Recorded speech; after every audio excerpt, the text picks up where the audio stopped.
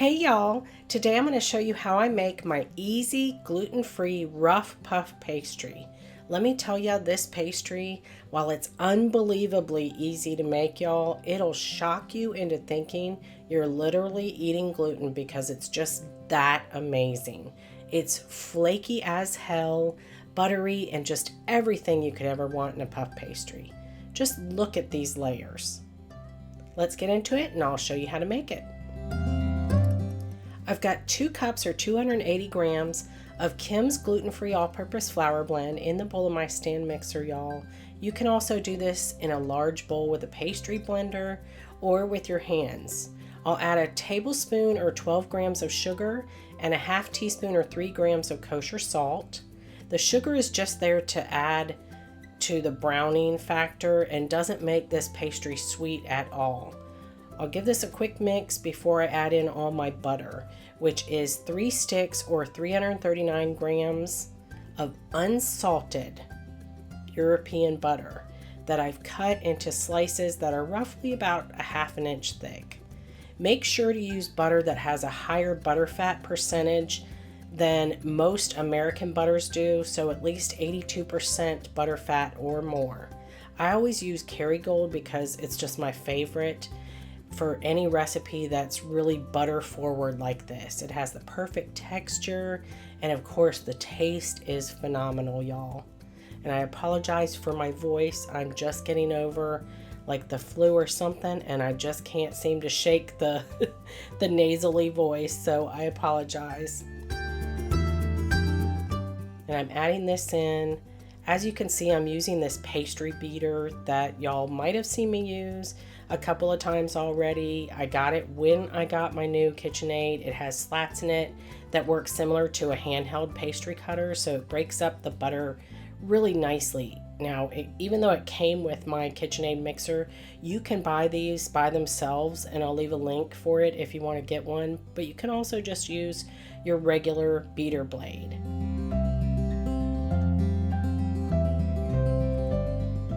I'm going to let this go for just a little bit.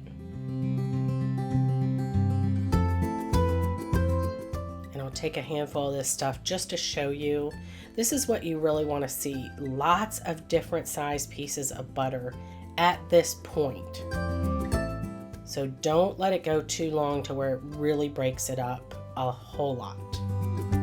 So now I've mixed a half a teaspoon of lemon juice into a half a cup or 120 grams of ice cold water, minus the ice of course, and I'll turn my mixer on low and I'll stream in all of that water lemon juice mixture. The lemon juice is just there to keep it from oxidizing in the refrigerator. If it sits too long, it will start oxidizing and turn a little bit gray in color, so that just helps with that. And turn this off as soon as it comes together. What I found with gluten-free baking, y'all, is that you really need to retrain your mind. So if you've all along been used to baking with gluten and you're used to putting just enough liquid in pastry until it comes together and might be just a little bit crumbly, you might need to change that mindset a little bit to where you have to add slightly more liquid than you would think is right. And that's because gluten-free flours tend to soak up so much more liquid. So start with more liquid than you think is correct and you will be golden. So this here is the perfect amount of liquid. It is a sticky dough. And in the gluten-filled world, they may not recommend that, but we're in the gluten-free world, so everything changes.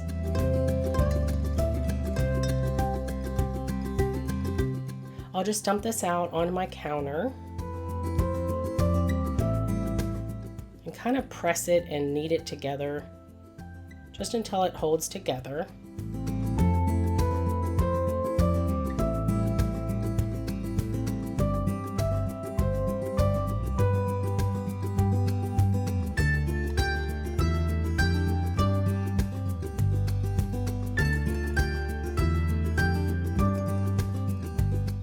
I want it in an actual cohesive dough form.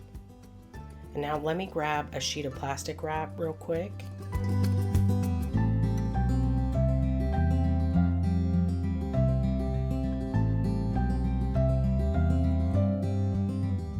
And I'll flatten this down just a little bit and wrap it up. But I'm purposefully not wrapping it too tightly and kind of creating a little rectangular package from the plastic wrap so I can roll it into the corners. Just makes it a little easier when I go to roll this out. After it's chilled, it will already be in that shape to start with.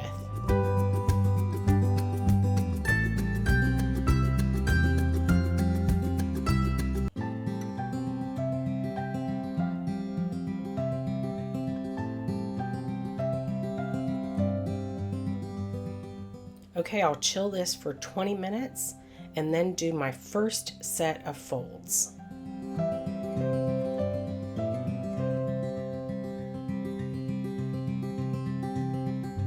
Alrighty, it's been 20 minutes. I'll go ahead and unwrap my dough.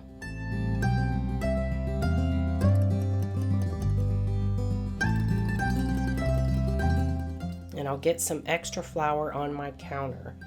Make sure to use enough extra flour so it doesn't stick, because at first this dough is pretty sticky. So don't be afraid to flour your board often and move the dough around often.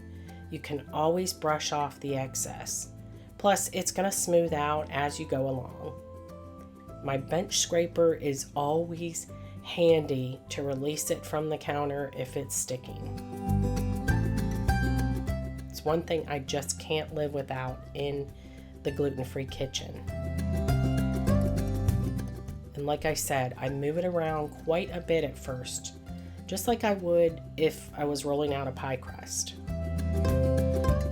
And I'm looking for about an 8 by 16 inch rectangle. So we've got a little ways to go yet.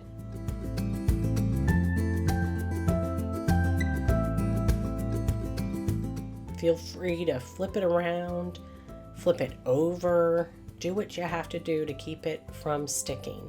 Plus, I always like to move mine around and flip it over just to get even rolling out. I'll grab my big acrylic ruler here that I just love, and I'll leave a link for this. I want to say it's a quilting ruler that I got years ago, and it has been life-changing in my gluten-free kitchen. I use it not only for measuring, but also for like kind of making the sides straight when I'm rolling out doughs like this, when they need to be straight. Okay, now I'll do my first letter fold, which is just like folding a business letter, and I'll brush off any excess flour and then turn the dough a quarter turn. That's your first fold and turn. And I'm going to go straight into the second fold and turn now. If your dough is in any way getting too warm, just stop at this point, wrap it up, and refrigerate it for 20 minutes. Now this time I'm aiming for about 6 by 16 inches.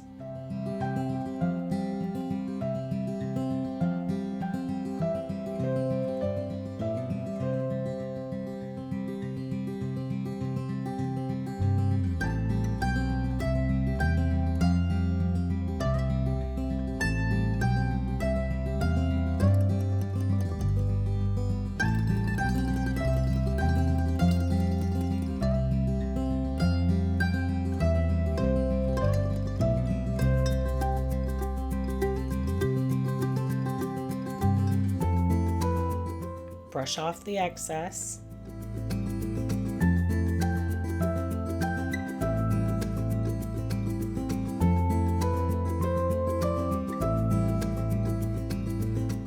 It doesn't matter whether you fold from top to bottom or bottom to top first.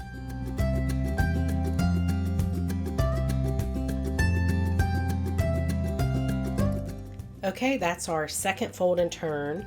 Now I'm going to chill it again for 20 minutes before doing the final sets of folds and turns.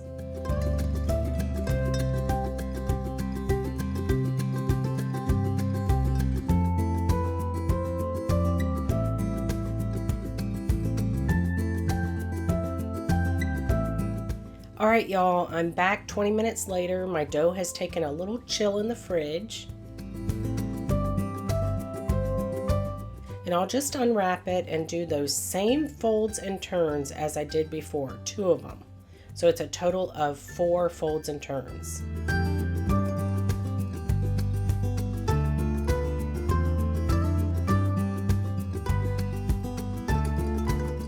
But before I do that, my rolling pin is all gunked up with crusty bits of dough. And a little trick I learned from Gazina Prado on a Craftsy class I took of hers years ago.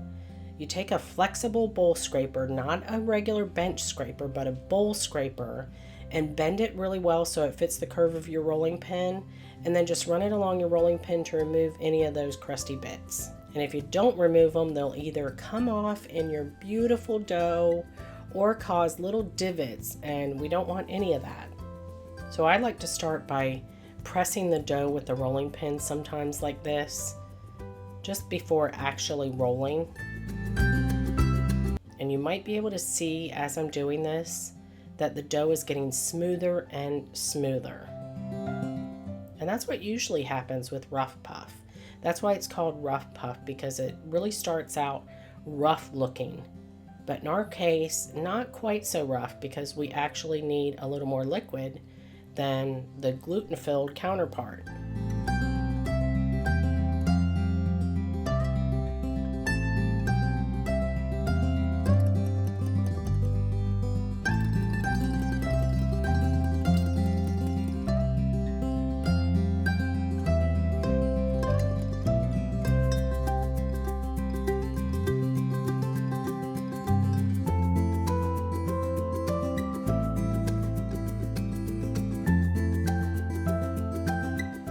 And again, at this point, if your dough is getting too warm after the first fold and turn, stop and put it back in the fridge for 20 minutes.